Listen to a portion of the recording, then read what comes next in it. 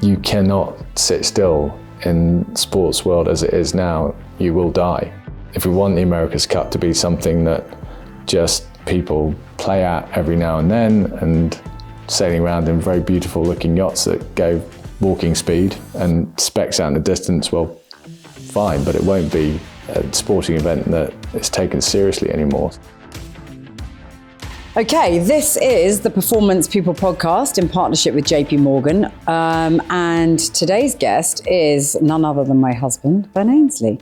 We are fresh. I say we're fresh. We're not really fresh, but we are back at least from a really exciting time in Abu Dhabi, where Emirates GBR clinched the Sail GP Series Championship. In fact, we won loads of stuff. We won that particular weekend in the flagship grand finale. We won the Impact League. What else did we win? Win something else? Won the season. Well, yeah, we won the whole season. Which is obviously a major. Yeah, I guess you could call that a triple. It's a treble. It's a triple. So how are you feeling after all of that? I mean, everyone's hangovers have subsided and the reality has set in that it's the end of another busy year. But I mean, what a result. No, it was an incredible event, and what a performance from the team.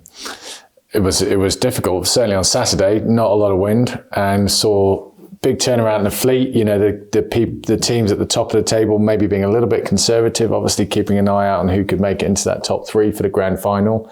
So we saw not unusual teams at the front. Denmark in particular sailed brilliantly through the weekend. Red Bull Racing with Phil Robertson on the helm driving, had a big step up in performance, and also Mubadala, Brazil, in the lighter airs, we saw them, USA. So some of the teams that have struggled a bit this season coming to the fore. But yeah, the grand final, what a race. I mean, that was one of the all-time greats for Sail GP. I mean, that's sort of a race, like you say. I mean, when they happen in Sail GP, they're really spectacular. But this was a race where, over the course of the entirety of its duration, the lead just kept on changing. It did. And we do see that a lot with this racing on these tight race courses. Aussies nailed the start, ourselves and the Kiwis a little bit back. I think we did a really nice job to split away. And for me, a lot of people talk about the Windward Gate as being the deciding moment in the race. I actually think it was the Leeward Gate before that. And our team just did a really nice job to come in, give themselves an option, and they did what we call a sort of JK manoeuvre, which is this sort of tack around the Leeward Gate, managed to keep on the foils in these sort of light conditions.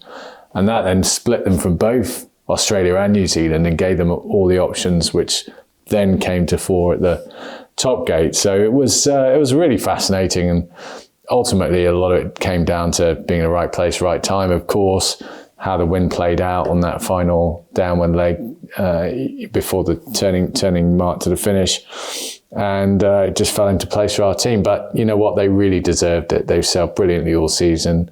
They really put it all down on the table and came away with a win. Watching you watch that race was sort of a spectacle in itself. And I think there's two parts to this question. The first part is, what was running through your mind as you were watching the action unfold on the race course, but also, like, how did it feel for you not being in that boat? Because I know it's been, a tricky year in that regard, where you've sort of stepped away from it. Dylan's taken it forward and done an amazing job. And we'll talk about that job that he's done in just a moment. But just talk about, from your perspective, what it feels like to watch your team out there contesting for those wins. Well, all I can tell you is it's way harder watching than it is competing. I got that feeling. So for all of those, funny enough, all of those parents and family members and fans out there that have been pulling their hair out for years on end, watching their loved ones out there competing, or the team that they really support and really want to win. Oh, what a nightmare. I mean, your emotions are all over the place. And you were mic'd up. Well, yeah, it's quite. And there was some great comments being thrown at me left, right, and centre. So it was a really, it was emotional. What can I say? Yeah, it was a bit emotional because it's been a really sort of tricky, torrid, and quite tumultuous year that, you know, that team and, you know, us personally have gone through as well. So to end it on a high was obviously really, really meaningful and obviously meant a great deal to a lot of people. The job that Dylan's done over the course of this year, just to sort of explain his contribution to the team. Well, incredible. Massive ask, first off, to come into a team where Giles had come in last season, done a really good job, had, you know, a few ups and downs, but done a good job. Then Dylan being asked to step in this season and straight off the bat came out with a win in Sydney. And I think they were in the top 3 in the first 3 events they competed, which was sort of a little bit of a honeymoon phase, if you like. Yeah. Then inevitably a few, I'm not going to say wobbles set in, but, you know, there were just a few slip-ups. So mid-season, not great. And then did a really good turnaround, got their act together, final half of the season pretty much, super consistent, right at the top. And like I say, sort of deserved to be the overall sort of season leaders, if you like. And, you know, a lot of that is credit to Dylan, you know, coming in, being able to really show some leadership. I think he's learned a lot from the involvement with the Cup team as well. So that, and then of course just the team around him, both on the water but also off the water. Support, you know, Rob Wilson, Ben Cornish, Nick Robbins in the coach's booth. Those guys have also played a really key role in supporting the sailors, and it's great to see that team come together and develop the way they have. What about it? What is it in his character that sort of gives him that sort of confidence, I guess, to throw himself into the deep end and really ferociously attack what's in front of him? What is it about him? What's in him that you recognize and see, you know, there's a leader there? Well, look, I think he's a fighter first and foremost. Yeah. Desperately wants to win, like all top performers do. I think definitely an element after being taken out of SailGP in season 1 that he wanted to prove to everyone. So just remind people what happened there that took him off the boat, and then because it's all part of his story and part of the reason why this season with him helming the boat was so spectacular and resulting in a win. Yeah, well, okay then. Well, ultimately, I took him out of the GBR team, which was slightly acrimonious at the time. And I do remember having a conversation where but what led up to that? What was the thinking behind that? What happened? Well, Dylan and his team got involved with... He was flying under the GBR colours. For GBR in season 1. And they didn't have a great season. And that was, you know, probably just down to getting used to the boat. Yeah. And there were a lot of things going on in season 1 with SailGP as you'd expect in a fledgling sort of circuit. And then we had the opportunity to get involved with some sponsorship. And so we ultimately took that, which unfortunately for Dylan and the team around him meant that a lot of those people, lost their seat on the team, on the boat. So I phoned up Dylan, which of course was the right thing to do. An awkward conversation as you'd expect. And, you know, understandably, he was seriously pissed off. And that, which wasn't a surprise. Well, you basically nicked his spot on the boat, right? That's right. Yeah. So it wasn't a surprise to me. So inevitably, that he was always going to be pissed off, and rightly so. And, you know, as I said to him at the time, look, I understand your position, but all I can tell you, my advice, having, you know, been around for a bit, is that none of us know how this is going to play out. And I understand where you're at, and let's just see what happens in the future. Now, here we are some 4 years later or whatever it is, and he's SailGP champion. Now, I'm sure he probably would have preferred it to have been a different route, but you never know. Actually, having had that chance taken away from him, you know, he had to really go away and earn it and fight for it. And, you know, to his credit, he really did fight for it.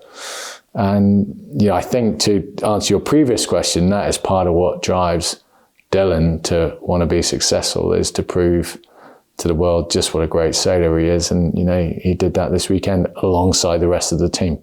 Yeah, we're going to start to see, I suspect, as SailGP grows and as more teams come to the table and, there's more driver spots available. I suppose what we're going to start seeing is, some drivers are set apart from others. There will be the likes of Tom Stingsby, Pete Burling, Dylan, Giles, all playing at the top of the table. What are their common traits, would you say? What do they have most in common? Yeah, I would say right now you have maybe a handful of what you saw, your superstar drivers, and they are probably game changers. And then you've got another group who are close to that, but Ferrari's not quite there. And then you've got some new people coming in, driving these boats, and also let's not forget, it's not just about the drivers. I mean, the flight controllers, the wing. I mean, everyone on this flight boat, commanders, as my dad likes to call them. Flight Commander Parkinson. Flight Commander Parkinson is absolutely critical. But no, I mean, every role is really critical. Yeah, there's not one role on these boats. If you're not delivering, you're going to let the rest of the side down. So, of course, there's a lot of emphasis on the drivers, but it's a real team game. Also, in the what we call the adrenaline lounge at these big SailGP weekend events, I guess if you're likening it to Formula One, it would be the Paddock Club, something like that. But where all the sponsors go, where all the money is, in the adrenaline lounge, watching the sort of spectacle over the weekend. And it is kind of like squeaky bum time on a Saturday when there's no wind. And you're thinking, oh my God, like how are we going to entertain these people and showcase to them what this sport can really be like, with decent conditions. But on the Sunday, you got everything you wanted in those conditions. In those moments, are you looking around the room at the sponsors that are alongside you and thinking, oh, thank goodness for that. And actually this could lead to literally some really serious deals being done. Well, yeah, of course. And it's a commercial sport and we need those partners to reach our budget to, be able to compete, et cetera, et cetera.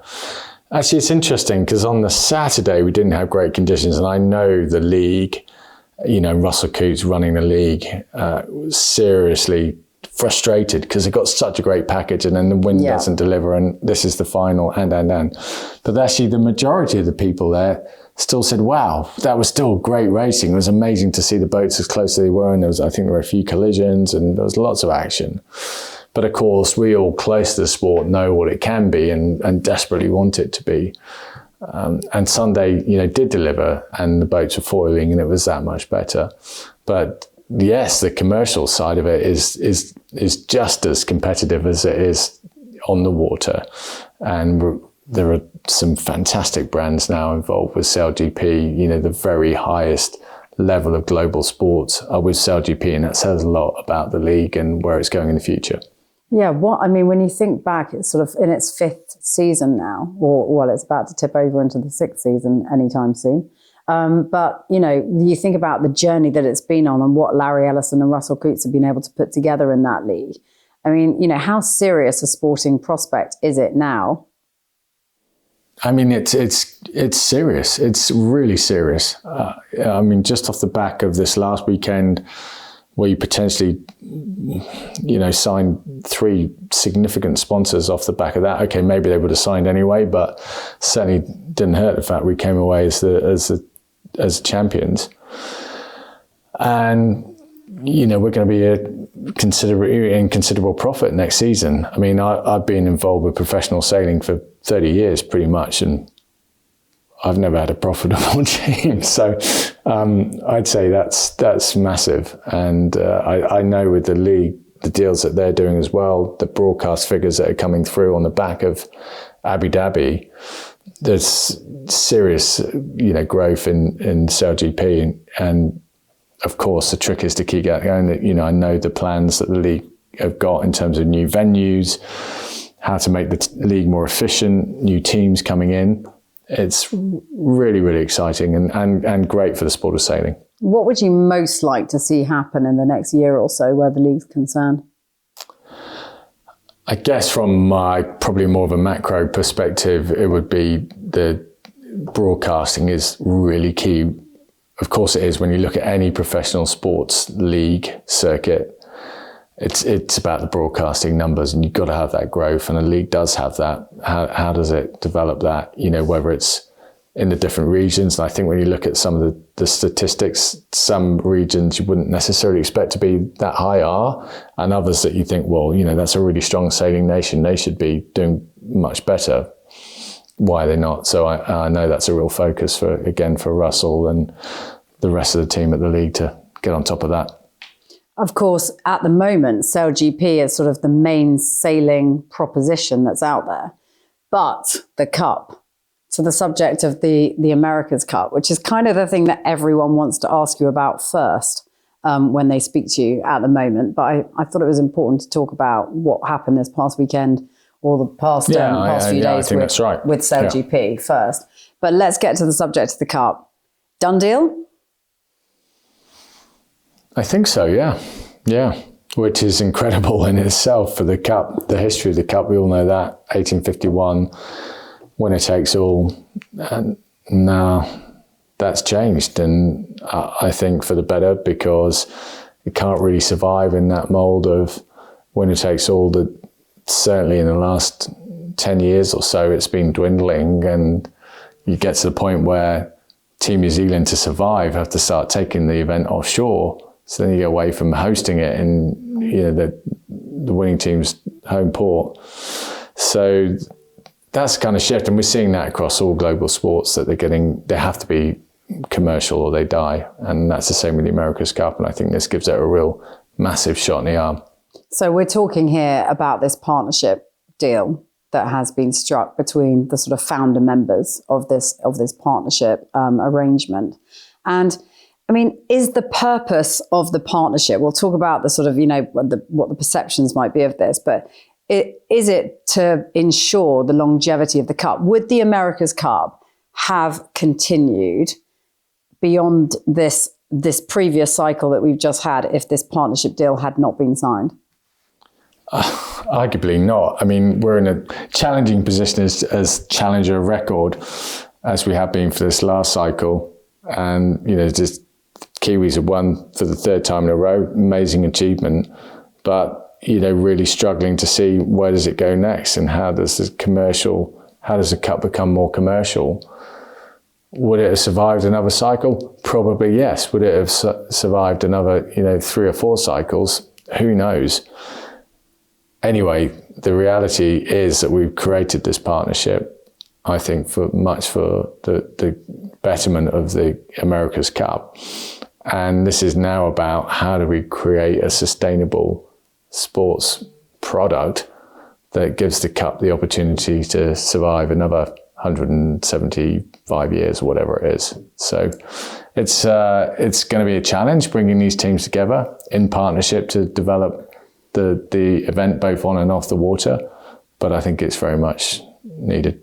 How did you bring Grant Dalton to this table? I mean, without him, it's not happening. He's the defender. He has the keys to the castle, and fundamentally gets to make that call as to whether this is or isn't a goer as far as a partnership agreement is concerned. But hard thing to come to the table when you're the guy that's got it all.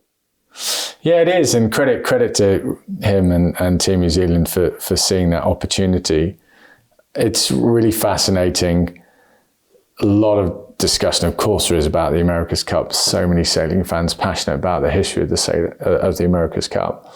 But actually, when you delve back into Barcelona, or even before Barcelona, I mean, I remember having a conversation with Grant and, good friend out of Formula One about, come on, we need to have a look at this. We've got to properly try and get to grips with the commerciality of this thing.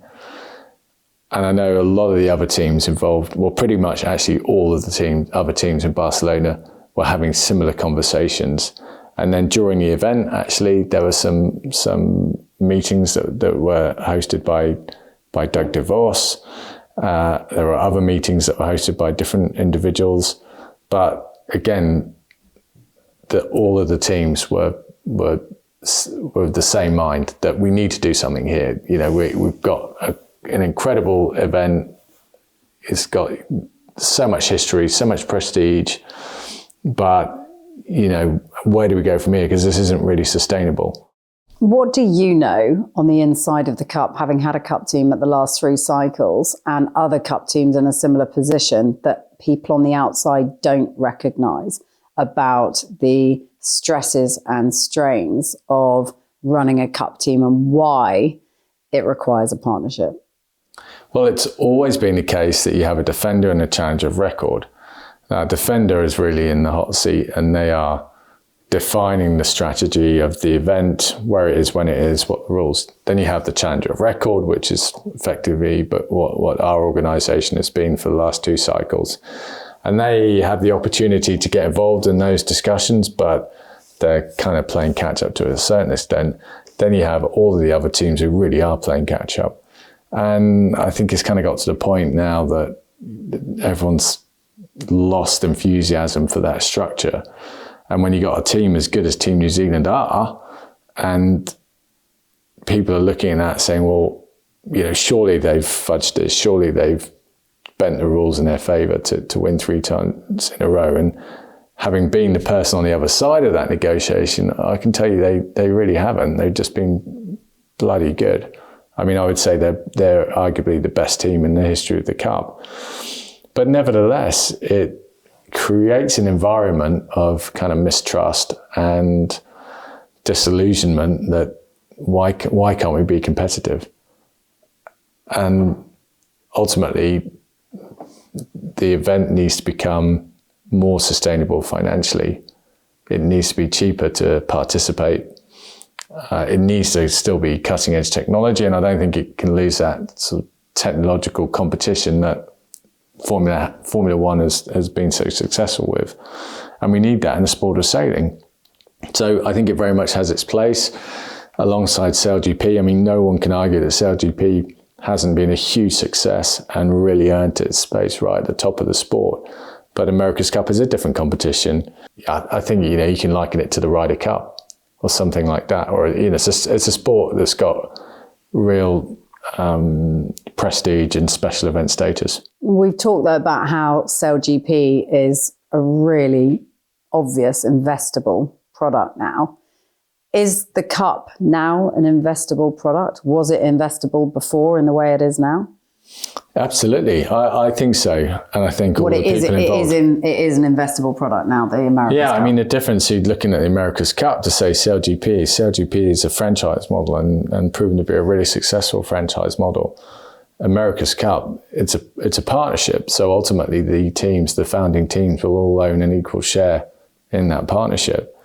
As is pluses and minuses, but ultimately the plus side is that this is an event with incredible heritage prestige, and if you can do a good job and really maximize the potential that it has, then those teams, not only the individual teams' values, but also their shareholding in the partnership, should be really valuable in the future. Can you run something like this by committee? I mean, you're talking about people with seriously big pockets, deep pockets, who've been mega successful in business, personally, a lot of wealth swilling around, a lot of opinions swilling around. Just give people an insight to what those conversations have been like to get this over the line, because it's taken a long time. Yeah, it's been bloody hard, and kind of somewhat understandably so, because like you say, you've got all this history, you've got 170 odd years of history, you've got a lot of opinions, valid opinions, teams that have won the Cup recently, won the Cup before, being hugely successful in other sports or other walks of life, other businesses.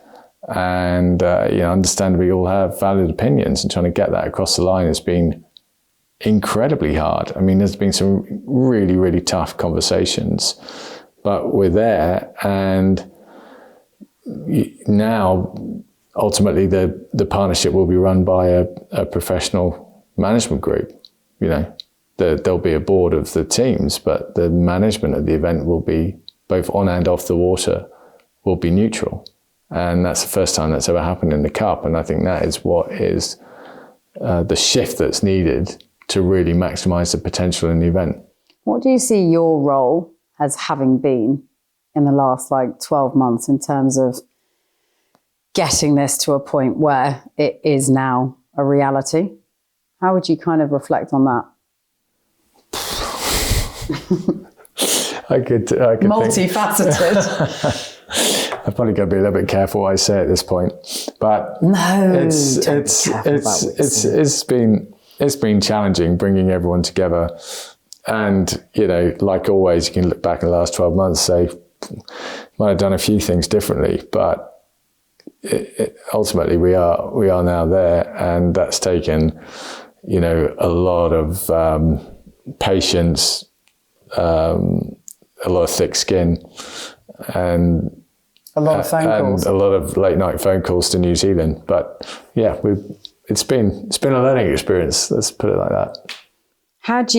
When we get to the point where it is finally Christmas and you can kick back on a sun lounger and sort of park some of this, that'd be nice. How will you sort of reflect on what you've done? Because you've obviously played. There's no going back from here. This is the cup moving forward. It's a huge seismic shift for the competition, and there's no going back from it. So how do you reflect on what needs to be delivered to make that call a successful one?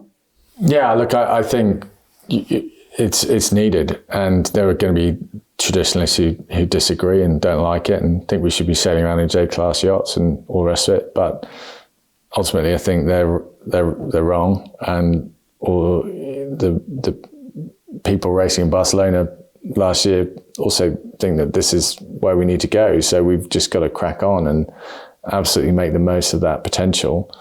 There will be some people who say, this is a direction of travel that was never intended for the Cup, and for 170 years it's run perfectly well as a competition which retains a USP in global sport, which it does, as having this sort of mystique around it, which makes it special, which makes it a marquee special event kind of a sport. It won't have that same thing going for it. It'll have a whole other load of positives obviously coming to the fore. But are you aware of that? Do you feel that quite keenly?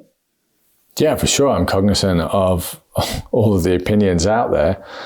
Like I said, I'm convinced that this is what needs to happen to the event. Otherwise, it is just going to very sadly slowly slip away.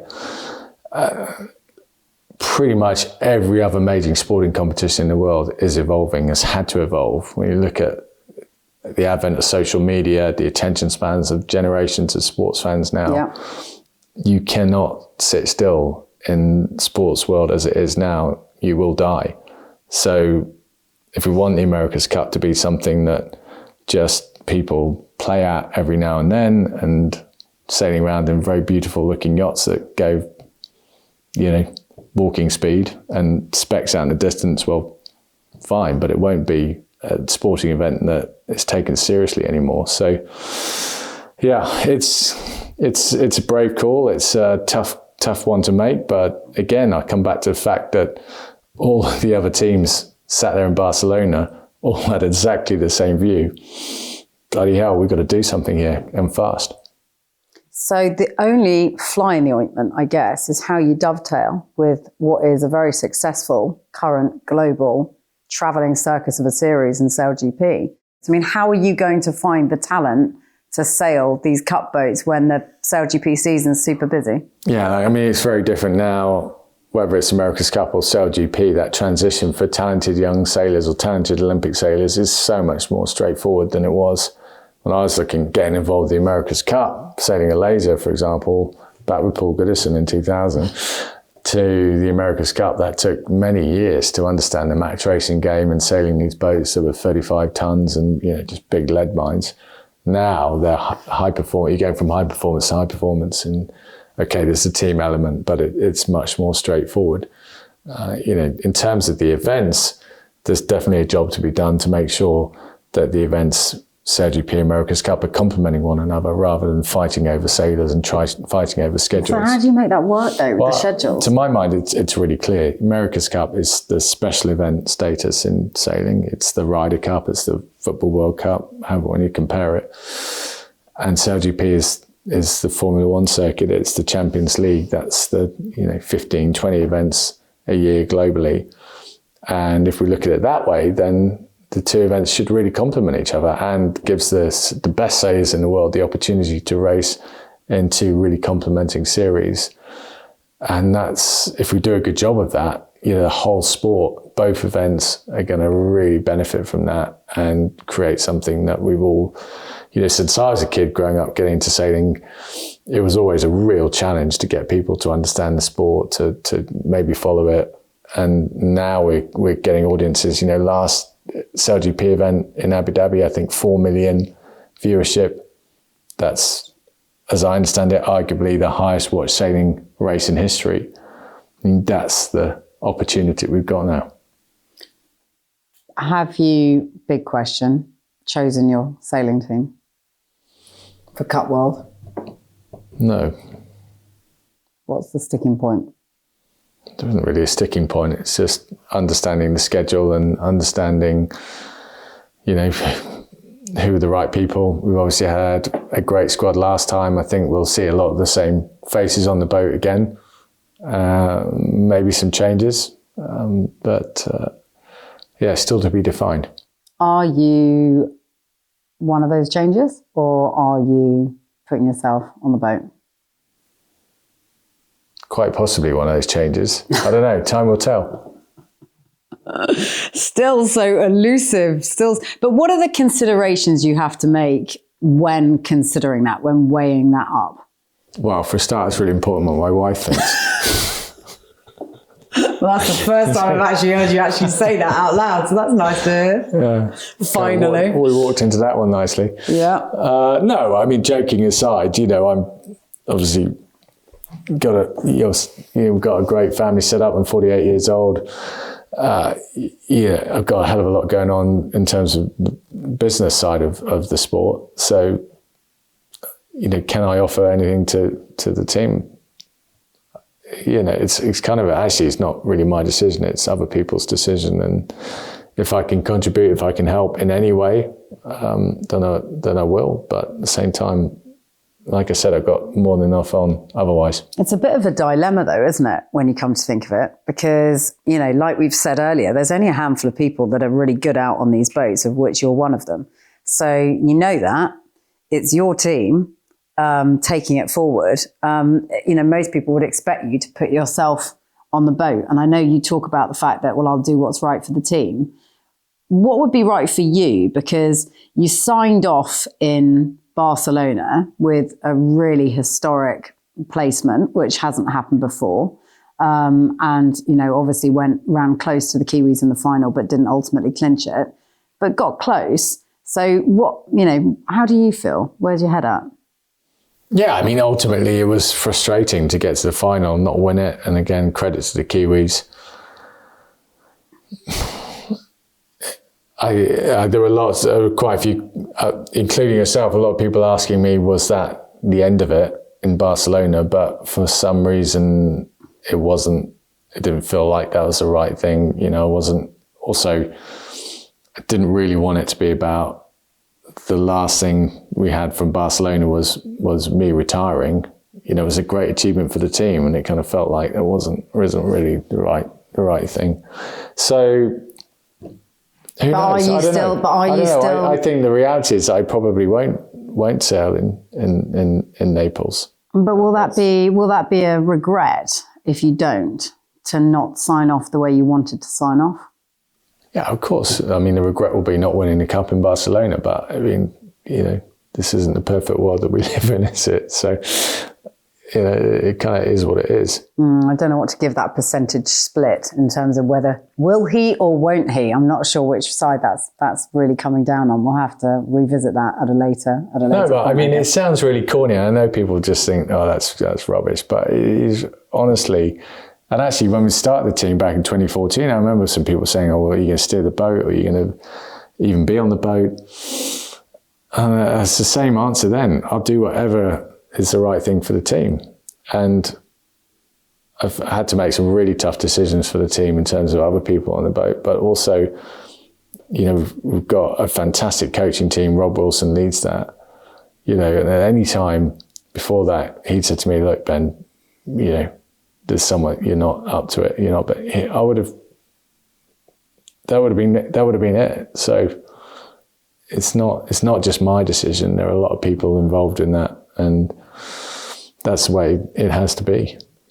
Can you win the next one? There's not a lot of time. There's not a lot of time left. It's taken a really long chunk of time out of this cycle. We're in a transitional phase as it is anyway. Are we going to be competitive enough to win it? Yeah, I think we've got a chance. Obviously, it's been tough the last 14 months. As you know, we've single-handedly had to fund this thing. We've managed to keep a core technical group together really critically. So we've been working on designs and ideas around designs with what the rule changes look like they're going to be for the boat. But we haven't been operating at the level of Luna Rosa and of Team New Zealand. What can we do in these 12 months? Yeah, that's the key to it. Clearly we've got a great package, we've got a great team on and off the water. The team that I expect that will come on, the sailing team that we'll be able to bring back to the fore. So, yeah, I'd definitely put us in the dark horse category, but I wouldn't say it's impossible. I guess I'd like to sort of end this podcast by returning to a question I normally ask people right at the very beginning of it when they're first coming on, but I think it's actually quite relevant for you and good to sort of revisit this, and this is how we sort of round things off. Defining moment of the year, what would you say it's been? There have been quite a few seismic moments, but what would you say has been the sort of defining one that you could put a pin in and say, actually, from that moment, everything else came for? I probably can't answer that question because really the defining moment should have been this last weekend in Abu Dhabi. But there have been, like I said earlier, there've been plenty of ups and downs this year and some really critical moments in terms of getting this partnership across the line.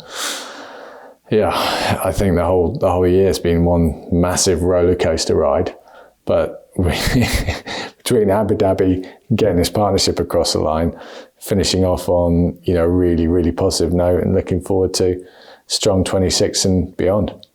Yeah, do you know what mine is? If I was reflecting on this last year, having kind of had half a glass to the wall, listening in on all of these conversations and sort of trying to pick out what is or isn't happening. And like you say, things seem to progress and then regress. It's like 2 steps forward, 1 step back, 2 steps forward, 1 step. Anyway, feels like now that is sorted and it is sort of going in the right direction. I think that Abu Dhabi weekend is the seismic moment because I think it's the kind of the shift that the whole team needed to be positive about what comes next. Mm-hmm. Yeah, I think you're probably right. Yeah, I'd put that down, and that's a very positive note to end things on. All right, back to your whiskey and whatever it is, water. Or is it apple juice? Apple juice. I've got a bit of a cold, so this is actually a brandy. So there we go. Mine, however, is just a sparkling water. All right, brilliant. Cheers, darling. Cheers. To a big year. Good health. Cheers, everyone.